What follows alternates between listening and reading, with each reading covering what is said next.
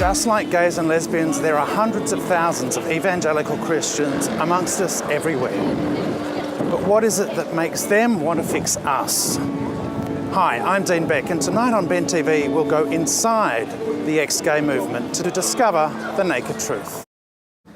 Nathan Despot joins us on BTV. Nathan, thank you very much. Thank you. What got you into the evangelical movement? So I was raised in a Catholic family in the suburbs of Melbourne. I'd like to say fairly benign sort of environment. Fairly mainstream. Fairly mainstream, I'd say. Yeah, very comfortable. Grew up going to Catholic schools, went to a Catholic high school.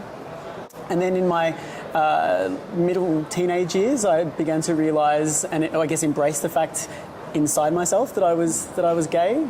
Didn't tell anybody till I was about 17, and didn't really have any role models or people around me that I thought would be safe people to share with, so I kept it to myself. And it wasn't until I experimented a little bit and got myself in a bit of trouble that when I was in the beginning of university, that I met some born-again Christians. That term born-again Christian is a bit of a strange one, because I think a lot of people who are not Christian or evangelical think born-again Christians are a small group. It's actually quite a large group of people. The average Baptist or even a lot of Anglicans would technically be classed as born-again Christian. It's a broad term, isn't it? That's sort of all-encompassing. Very much so, very much so. Yeah. And I hung out with these people. They were Pentecostal, but I would say that they believed a lot of things that a lot of Anglicans or Baptists or Church of Christ adherents would believe. And I went along to this friend's Pentecostal church, and I found that it was discussing things that I'd sort of known about growing up in the Catholic Church, and I'd always had a very strong faith, but this was a lot clearer for me to understand. So for you, your sexuality and that realisation came before your attraction to an evangelical Christian congregation? Yeah, I should say the connection is that a lot of the depression and I guess the anxiety about being gay in an environment where being gay was not something that was seen as good. Certainly, the Catholic priest I grew up with made it very clear that it was not only a sin but a choice. Right. And even though I knew that there was no choice involved, sure. I was always attracted to this idea of, well, maybe there are some other choices I've made somewhere along the way that I'm not aware of. But definitely the anxiety was a strong motivator to grasp a hold of faith as something to keep me together, and also, crying out to God for help, because I was depressed and anxious and worried, So was your attraction to the evangelical Christian movement something that you wanted to take on board to cure yourself of your sexuality, or to stop those attractions? Yeah. Contrary to what a lot of the other stories I've heard that are similar to mine, no, there wasn't really much of a connection. I think my sense of spirituality, I don't think you can disconnect sexuality and spirituality, but for me, if you were to separate them, I'd say that my sense of spirituality was more important to me than my sense of sexuality. And that's me. I understand that a lot of young people feel their sexuality a lot more like a steam train than I did, but I think spirituality was a bigger question for me. So you really absorbed yourself then in just a learning space, to the point of even travelling overseas. Tell us about some of that. So I guess I'm one of those people that I've since realised I'm one of those people that takes a theory and then wants to test it. Sure. And I found that a lot of what I was learning in that evangelical church sphere, I went to a Church of Christ, but it's quite similar to a Baptist church or even a lot of Pentecostal churches. A lot of what I was learning answered a lot of the questions I'd had about my life, life, the universe, and everything. And connected to that was an interest in learning about the Bible and how the Bible was written, and even at that early point, I began to realise that a lot of my fellow Christian peers in my church didn't have the same questions in mind. For them, being Christian was about answering other questions, or about maybe feeling comfortable with life, or absolving a sense of guilt they had about things in their life they felt not quite right about. Whereas for me, I was willing to absorb the whole lot. And so I had an interest in studying biblical languages. I went and did a semester in Israel at one point and studied it at university there. And already I was beginning to, I guess, see some cracks, not so much in the theology and in the beliefs that a lot of Christians have had for 2,000 years, but I saw a lot of cracks in the politicization of Christianity. Which is kind of the new arm of all of this, isn't it? It's that politicisation that is, in modern day, making homosexuality wrong. There's a lot to be gained from making homosexuality wrong by these organisations, but I'm not quite sure what it is. Can you explain some of that for us? I think there is a very much that patriarchal sense that sort of runs throughout the Protestant Church and the Catholic Church. I would say that a lot of the thinking I experienced in the evangelical church, and it's a blanket term, evangelical, yeah, sure. And bearing in mind as well that I still consider myself a very strong Christian, I would say raw fear. It's a great motivator. Yeah, and there are some things you can analyse. But and you can analyse 18th and 19th century philosophy and political theorists, and you can think about it from different angles. But raw fear is definitely a key ingredient in this whole mess, if you like, of homophobia and sexism and racism in the church over the last 2,000 years. Particularly the concept of hell. I don't really want to spend too much time talking about that, sure, but that is a factor. Again, it comes back to that motivation, and it's making us wrong, making homosexuality wrong, is very powerful within the church. It is, and I would say that having a Catholic upbringing, and then also spending a lot of time around Jewish people as well.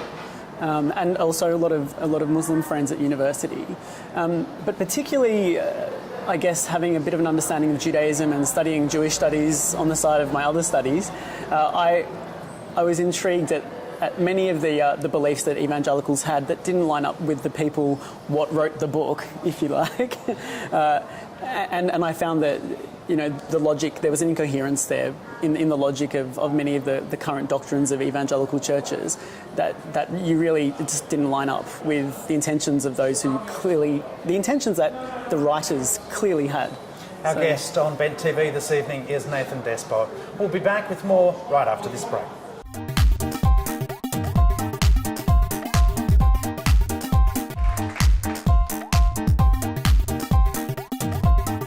Tonight on BTV, we're going inside the ex-gay movement. Our guest, Nathan Despot, a survivor of the ex-gay movement. Nathan, your time within the ex-gay movement, can you explain exactly how you initially got into it, how you were attracted to this concept of being cured of your sexuality? So as I said before, I had this sort of theory of the evangelical theology in my head, and early on, a very close relative who was a Christian shared some video materials with me from some fairly prominent ex-gay speakers from the States, and the theory that was through these very emotive and powerful and very moving messages, almost addictive messages, really. There was a theory underneath it all, and the theory was about, I think, a question that might be, the holy grail for a lot of gay people for all of time. It's, the question is, why am I like this? Why am I gay? Why am I different? Why am I different? And the theory is very convincing. It still is very convincing. It's taken a lot of analysis and thinking and experience, travel, study, sticking to the ex-gay ideas. It took about 10 years of that for me to really sort of vomit it up and say enough. And it began with just recognising that a lot of the things that I was hearing in this theory of why you're gay made sense for me in my life.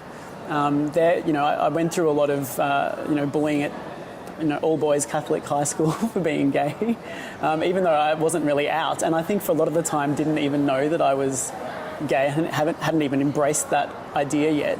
There were a lot of wounds. It's not a natural thing for, in my case, a 5 or 6 year old, which is when I first began to have a sense that I was different, it's not normal for a child that young to hide something so deep, and so But it's central. normal for a gay child to hide something. And it is that normal deep. for a gay child, Yeah. indeed. And I think there was a lot of that trauma and a lot of that pain and a lot of the disconnection within myself. This theory explained it. It's a very seductive theory, and I would say that this theory did a sort of retro-analysis of my life, and the reason I say that the theory did an analysis of my life rather than saying it was certain people or groups or ministries is that my feeling is that once you ingest the theory and you take it on and you own it and say, yeah, this works, it doesn't matter which ministry or group you go to, whether it's, you're a pastor lovingly, pastorally caring for you, even if they don't understand it. A lot of my friends who have been through ex-gay convinced their pastor that the theory was right, even when the pastor wasn't sure. Right. So they could get help from the pastor Yes. or the minister or the priest to help them because it's so convincing. And I think that's the trick. It's that viral trick of this theory. It's a seductive way of thinking. The early ex-gay movement centred a lot around trying to cure homosexuality. There's been an emergence of a change in that space where the movement seems to acknowledge that homosexuality exists, but it is something that you can choose not to engage in. Can you explain that a little for us?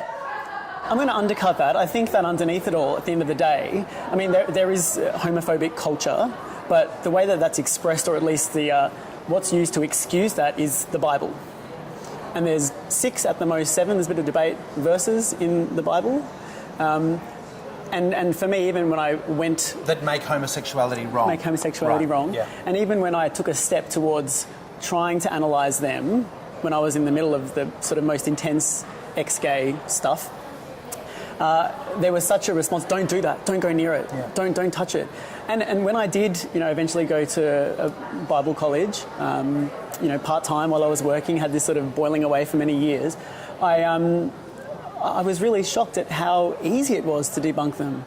Really, really easy. It completely... In what way? To put them into a context that was relevant to the time but not to our time? Or is that what you mean by debunking them? Yep, the context was way out. The words in Greek and Hebrew are words that... Don't have a literal translation. Don't have a literal translation, Yeah. but even the concept of homosexuality, as we understand it, wouldn't even have made sense in that time. Yeah. But underneath that, though, once you sort of work out what those words most likely mean, there's a very clear meaning. And omitting that meaning from the Bible in order to replace it with something a little bit more black and white about, something homophobic is actually really removing some important messages from the Bible. And I feel that going through that journey of working out what that meant was very freeing for me. And then it allowed me to ask some more questions, and eventually, over about 6 months to a year, I sort of was able to, as I said, vomit up and say I don't want any part of this. But in the midst of that, it took most of my 20s and caused a lot of damage, very poor mental health along the way, and I had to learn how to trust and appreciate myself and grow my sense of self-esteem from the ground up in my mid to late 20s from scratch. So That interpretation of the Bible, the literal versus the interpretive, is something that for centuries has been debated amongst various denominations of Christianity. It seems to be more literal and more profound, the difference between the two today. Am I right or wrong on that? That word literal is an interesting word. Yeah. I would say that, the Bible is written according to various genres in mind behind, each part of the Bible. There's the New Testament, there's the Hebrew Scriptures, there's the various parts of the Hebrew Scriptures. And if you read them according to their genre, I believe they do make quite a lot of sense. I think something I experienced, and one of my critiques of the evangelical movement, even though I do love that part of the church very much, would be that as much as we like to tell ourselves that everybody's a theologian and everybody's a scholar, everybody's not. I barely am, but I know enough. And even then, I guess, I met biblical scholars who had been educated at all kinds of top Ivy League universities, very strong faith, and when they'd be asked in class, what do you think about homosexuality? I'd see them take off the brilliant hat of scholarship that they'd worn for the first 45 minutes of the lesson and put on a cultural, homophobic, ignorant hat as they were talking about homosexuality, even contradicting the methods and tools and craft of biblical scholarship they'd been talking about earlier. And that was very telling for me. We're speaking with Nathan Despot on BTV this evening. When we come back after the break, we'll explore just what some of the mental health damage is done to people in the ex-gay movement.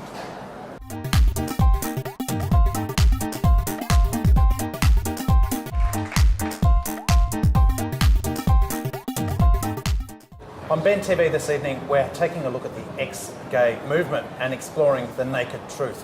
Nathan Despot is our guest, and Nathan, the mental health damage and the long-term outcomes for people that have been through the ex-gay movement, it seems to be coming to the fore that there really is some damage done.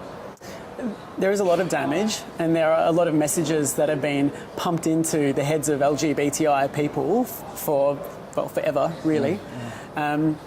One of the things that really helped me in my journey that I didn't mention earlier was working in the disability sector.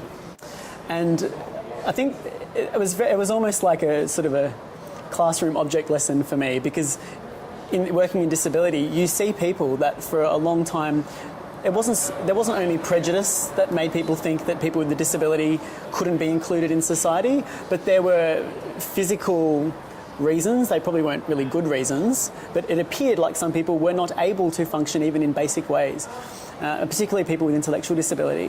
But what we know now is that with the right support and with the right attitudes, then people with particularly intellectual disability can live very full, included lives. And we need to do a lot of work still in that area. And for some people, this may be a strange connection, but for me, I was looking at this ex-gay theory, which at the heart of it said that a person who is gay is so damaged deep down, whether it be through something in childhood, because they're gay. Yeah. But more than that, being gay is a symptom of something deeper.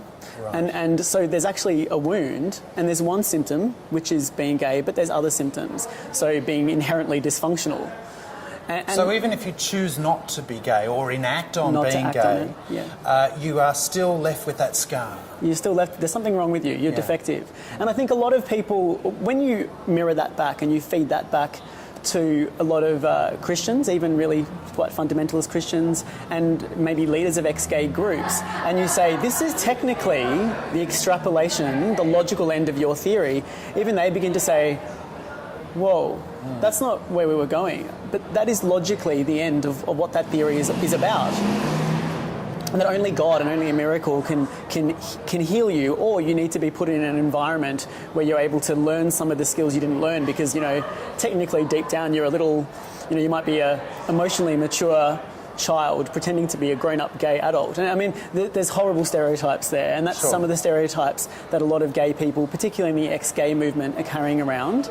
And again, back to the disability work that I was doing, I began to realise that the same principles of inclusion apply to gay people. Only when you include LGBTI people are functional, totally functional. And I think people watching this who maybe don't have that Christian background may be balking at this idea of gay people appearing dysfunctional, inherently dysfunctional. But the ex-gay theory, that is what I believe is the underlying implication. The way that plays out is, at its finite point, people taking their own lives. And you yourself have sadly experienced that firsthand with the loss of your friend. Yep, I had a close friend last year, not a best friend, but a close friend who took his life, who had been through ex-gay programs. And I would say that he is the classic example of a person where that theory, that complex theory that we're talking about now, not the theory that might be talked about on some of the mainstream news or news media or current affair type programs that have addressed this issue.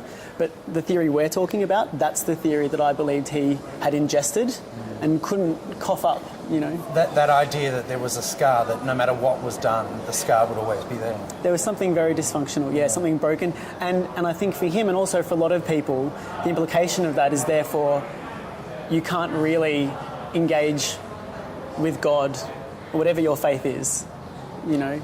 You've decided to do something very tangible about that and worked together with myself on producing a 4-part radio documentary titled Inside Ex-Gay, The Naked Truth. Tell me why you came to me wanting to do this series. Last year I was involved with bringing Bishop Gene Robinson to Australia. He was a very, very inspiring man. And he used sort of terminology and expressions and language, and he sort of, even just chatting with him, he analysed this issue of ex-gay in the same, I guess in a very similar way to the way that I have. And it was very affirming, you know. But on top of that, you know, just before Bishop Gene arrived, my friend had taken his life. And that motivated me to have a more informed conversation. And there have been some beautiful advocates in the LGBTI community that have spoken up and shared their thoughts about this issue. But there are a few voices I felt needed to be included, particularly the incredibly large and growing number of evangelical bona fide pastors and elders and ministers who are now gay affirming. And there's a lot of them. Why do you think their voice is so important in this space? Well, these are the people that instruct so many of the armchair theologians out there in the suburbs, in the churches. And some of those armchair theologians need to understand that the people who they trust to educate them have a different view to them. What's sad is that there are so many of these armchair theologians out in the suburbs, just regular churchgoers, who have very strong views about this issue and are afraid to analyse it, that they've created a very difficult space. It's very difficult for gay-friendly pastors and leaders to come forward and speak. And there are repercussions for people's livelihoods. And I know some people probably think they should speak out, but I've seen firsthand what happens when you speak out. And it's very, very difficult for some of these leaders to cope and to live and to have a ministry and to create change and even help gay people that are hiding in the church if they're sort of rejected or kicked out because they've been found out as being pro-gay. Some of these people have spoken to us in this radio documentary that we've produced, and their words are very encouraging for those who perhaps are finding themselves battling with their sexuality and their Christianity. What words would you like to pass on to those who might be watching this tonight and who are in that same space? I'd say 2 considerations. One would be very inspired by 2 theological educators, fairly senior Australian evangelical educators, I guess you would say, who have taught at conservative Anglican and a Pentecostal Bible college, who have been interviewed as part of our show that we've put together. And they have very, very nuanced LGBTI affirming views. And these 2 men particularly have influenced and taught many of the Bible college lecturers who have taught the pastors, who have taught possibly a couple or a few 100,000 Melburnians. It's going back to the core, isn't it? Going back to the core. Yeah. Listen to what these people have to say. Listen to their views. On top of that, I would also say that the ex-gay theory is not in line with modern psychology or even classical psychology. It's not in any way connected to good biblical scholarship. It's illogical, it's harmful, and it kills people. Nathan, thank you very much for your time on Bent TV this evening, and there'll be full details of those radio documentaries after the program. Thank you very much for joining us on Bent TV this evening.